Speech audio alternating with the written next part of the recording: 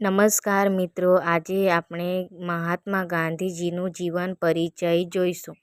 મોહનદાસ કરમચંદ ગાંધી, જેમને સમગ્ર વિશ્વ મહાત્મા ગાંધી અને બાપુ તરીકે ઓળખે છે, તેમનો જન્મ 2 ઓક્ટોબર 1869ના રોજ ગુજરાતના પોરબંદર ખાતે થયો હતો.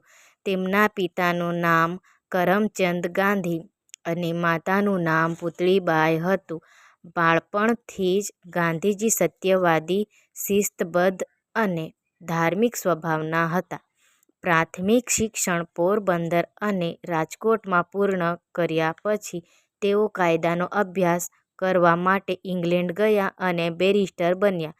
ત્યારબાદ તેઓ દક્ષિણ આફ્રિકા ગયા, જ્યાં ભારતીયો પર થતા જાતિભેદ અને અન્યાયનો તેમણે સામનો કર્યો. ત્યાંથી જ તેમણે સત્યાગ્રહ અને અહિંસાના માર્ગે લડવાની શરૂઆત કરી.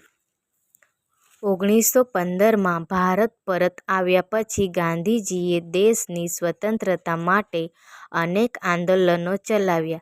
તેમણે ચંપારણ સત્યાગ્રહ, ખેડા સત્યાગ્રહ, અસહકાર આંદોલન, દાંડીકૂચ, સવિનય કાનૂન ભંગ આંદોલન અને ભારત છોડો આંદોલન જેવા ઐતિહાસિક આંદોલનોનું નેતૃત્વ કર્યું.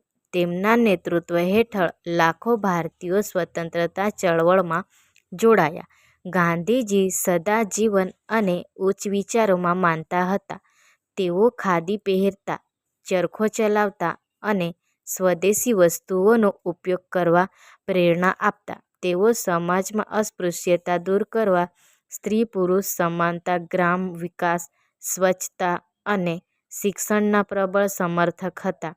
ભારતને 15 ઓગસ્ટ 1947ના રોજ સ્વતંત્રતા મળી, પરંતુ થોડા જ મહિનાઓ બાદ 30 જાન્યુઆરી 1948ના રોજ નવી દિલ્હીમાં નાથુરામ ગોડસેએ ગાંધીજીની હત્યા કરી. તેમ છતાં તેમના સત્ય, અહિંસા, પ્રેમ અને માનવતાના વિચારો આજે પણ સમગ્ર વિશ્વ માટે પ્રેરણા સ્વરૂપ છે. મિત્રો, આજે તમને આ વિડીયો સારો લાગેલ છે તો લાઈક, સબસ્ક્રાઈબ કરો. ધન્યવાદ.